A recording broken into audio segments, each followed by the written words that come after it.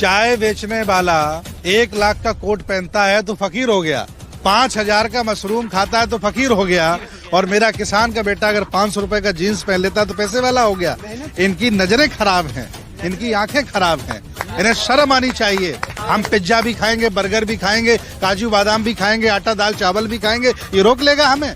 ये काठ की अंडी एक बार चढ़ी, 2 बार चढ़ी, अब नहीं चढ़ पाएगी। पहले लोग समझ नहीं पाए कि झूठा है, अब सब समझ गए हैं कि नंबर 1 का झूठा है, और अब इसके झांसे में आने वाले लोग नहीं है।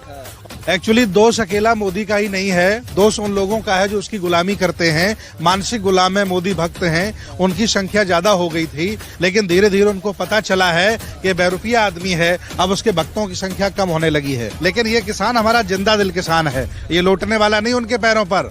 ये पिज्जा भी खाएगा, बर्गर भी खाएगा, जीन्स भी पहनेगा और ट्रैक्टर भी चढ़ा देगा ऊपर जरूरत पड़ेगी। सरकार बिल वापस लेगी, ऐसा हो ही नहीं सकता है। सामाजिक, राजनीतिक, धार्मिक, आर्थिक नेता, अभिनेता, IAS, PCS, जज, सारे लोग, पत्रकार, सब किसानों के साथ खड़े हो जाएंगे। ये कहाँ जाएंगे?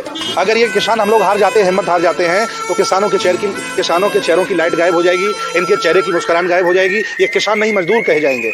यही सरकार चाहती है कि किसान का जो रुतबा है, किसान का जो मान सम्मान है, किसान खेती करके भी अच्छा खाना खा लेता है, किसान खेती करके भी अच्छे घर में रह लेता है, ये मजदूर बनाना चाहते हैं। यही इनकी प्लानिंग है। देखिए, मंशा उनकी बेईमानी की है, मंशा उनकी लूटने की है। मैं आपको बता दूं, जब से गुजरातियों ने देश पर कब्जा किया है, जितने भी बड़े बड़े IAS लेवल के पद हैं पूरी मिनिस्ट्री में, भारत सरकार में, सभी गुजराती IAS बैठे हैं। टॉप लेवल के जितने जहां हम कह सकते हैं कि धन वितरण का कार्य होता है, वहां सब IAS गुजराती बैठे हैं। बड़े लेवल पर जितने भी टॉप लेवल के, अरब खरब के लेवल के जो ठेके हैं प्राइवेट, उन कंपनियों, गुजराती कंपनियों को दिया जा रहा है। तो एक छत्र का राज्य चल रहा है। न ये पंजाब देखना पसंद करते हैं, न उत्तर प्रदेश देखना, न मध्य, ये सिर्फ गुजराती अच्छे लग रहे हैं, और ये गुजरातियों के हाथ में पूरा देश देना चाहते हैं। इनका एक सूत्री राज है। देखिए, जब लोकतंत्र होता है तो जिसकी आवाज़ उठती है वही आवाज़ माननी चाहिए। देश में जाने कितने लोग ये कह रहे हैं कि हम EVM से चुनाव नहीं चाहते।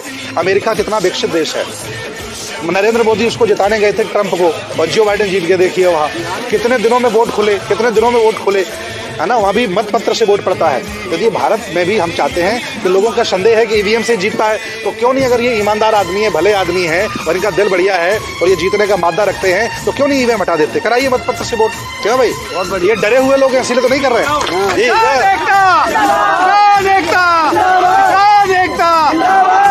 और किसान देश की जान है। किसान ही IAS पैदा करता है, किसान ही डॉक्टर पैदा करता है। इनके बच्चे जज हैं, डॉक्टर हैं, इंजीनियर हैं, नेता अभिनेता हैं। जितने भी बड़े बड़े ऑपरेशंस हुए हैं राष्ट्रीय अंतर्राष्ट्रीय लेवल पर, किसी बड़े व्यक्ति के बेटे शहीद नहीं होते हैं, किसानों के बेटे शहीद होते हैं। इन्हीं के घरों में जाकर के पुलिस वाले बने हैं, फौजी बने हैं, PSC में गए, आर्मी में गए हैं। अगर कोई नहीं मानेंगे तो हम लोग भी उनको मानना बंद कर देंगे धीरे धीरे, और वो हिम्मत उस तरह से वो न करें कि हम लोग ऐसे आसानी चले जाएंगे। आ गए हैं, जाने वाले नहीं है। घर से तार टूटे नहीं है, जुड़े हैं। आधे घर वाले लोग फसल उगाएंगे और आधे लोग आंदोलन चलाएंगे। ये चले दीजिए 10-5 साल तक। नहीं, वो कह रहे हैं कि हमारा आटा खत्म हो जाएगा, चावल खत्म हो जाएगा तो भाग जाएंगे। उन्हें ये पता नहीं है गुरु नानक का लंगर है, कभी खत्म नहीं होगा। और मैं तो धन्यवाद देता हूँ सिख समुदाय के अनुयायी, हमारे धर्म के लोगों को, जो लंगर चला करके सबकी भूख मिटा रहे हैं। ना वो जिस भाषा का इस्तेमाल करते हैं वो भाषा हम लोग नहीं बोलते हैं। हम लोगों में आज भी शर्म जिंदा है, आज भी मान सम्मान जिंदा है, दया, शील, करुणा, न्याय, भाईचारा जिंदा है। उन्होंने तो सब ताक पर रख दिया है। इसलिए देश चंद लोगों के हाथ में गिरवी देना चाहते हैं, और किसानों को मजदूर बनाना चाहते हैं। हम इसके खिलाफ हैं और खिलाफ बने रहेंगे। मौन धारण कर लिया होगा प्रधानमंत्री जी ने। मन की बात तो कर रहे हैं। अच्छा, मन की बात कर रहे हैं। प्रधानमंत्री मन की बात अपनी पत्नी से नहीं कर पाए, और किसानों से मन की बात क्या करेंगे? मैं तो उन्हें सलाह देता हूँ कि कम से कम यशोदा बहन से मन की बात कर ले, है ना, किसानों के हक न छीने। ये देश है, यहाँ जाने कितने राष्ट्रपति बने, जाने कितने प्रधानमंत्री बने, जाने कितने मुख्यमंत्री बने। लोकतंत्र है यहाँ, और कोई स्थायी रहने वाला नहीं है। बुद्ध ने कहा है, न कोई जवान रहेगा, न कोई गरीब रहेगा, न कोई अमीर रहेगा, सब कुछ बदलता रहता है। और इस बदलने की दुनिया को ये स्थायी करना चाहते हैं। हाँ, नहीं हिलने वाले तो जनता जवाब देगी ना। किसान जाग गया है, मेरा मजदूर जाग गया है, असहाय, कमजोर, मजलूम, वंचित समाज का व्यक्ति जाग गया है, उनको जवाब देगा। मैं आह्वान करता हूँ पंडित पुजारियों से भी, जो मठों में बैठे हैं, जिन्होंने मोटी मोटी पेट निकाल रखी है, किसानों से दान दक्षिणा लेते हैं, ये भी आके चाय पिलाएं। कौन मना कर रहा है इनको? वो तो निकल ही नहीं रहे। देखिए, मैं बौद्ध भिक्षु हूँ, सन्यासी हूँ, मैं निकल के आ गया मैदान में। लगभग अभी 6 जगह चुनाव हुए हैं। और ये कहीं भी रूलिंग पार्टी इनकी नहीं कंप्लीट हो पाई। ये खरीदारी करके, लोगों को फोड़ करके, इधर से लोग लालच देकर, बड़े बड़े लोगों से पैसा दे करके इन्होंने MP MLA खरीदने का प्लान है इनका। इसी तरह ये सरकार बना लेते हैं, है ना। वो इन्हें चाहता भी नहीं है, उन्हें ये मालूम है कि आगे स्थिति खराब इतनी हो गई है कि आगे भी हमारी स्थिति खराब है अगर किसानों का बिल वापस नहीं किया। किसान बेचारे अपने खेतों में होने चाहिए थे। इस समय गेहूँ, बाजरा और जौ का समय चल रहा है और सब किसान खेत में काम करें। आज किसान रोडों पर घूम रहा है, इनको शर्म नहीं आ रही है, इनकी आंखों की शर्म बिल्कुल मर गई है। नहीं, वो गलत कहते हैं, चंद मुट्ठी भर लोग हैं, वो आरोप लगाते हैं और चूंकि वो जिस मंसूबे को वो सफल बनाना चाहते हैं उसको खत्म करने के लिए इस तरह के आरोप लगाते हैं। ऐसा नहीं है। हजारों लाखों लोग हैं जिस बिल के खिलाफ हैं और जितने भी जिंदा किसान हैं, समझदार किसान हैं, पढ़े लिखे किसान हैं, जिन्होंने समझा है, वो सब बिल के खिलाफ हैं। सरकार ये कहती है कि उत्तर प्रदेश के किसानों को कोई परेशानी नहीं है, उधर का काम कर रहे हैं। देखिए, योगी बाबा गांजा पीते हैं और गांजा के साथ साथ वो अफीम भी पीने लगे हैं और उन्हें पूरा पता चल गया कि दोबारा वो मुख्यमंत्री नहीं बन पाएंगे, क्योंकि उन्होंने ऐसा कोई कर्म नहीं किया अच्छा जिसकी वजह से उन्हें दोबारा वोट दे दिया जाए।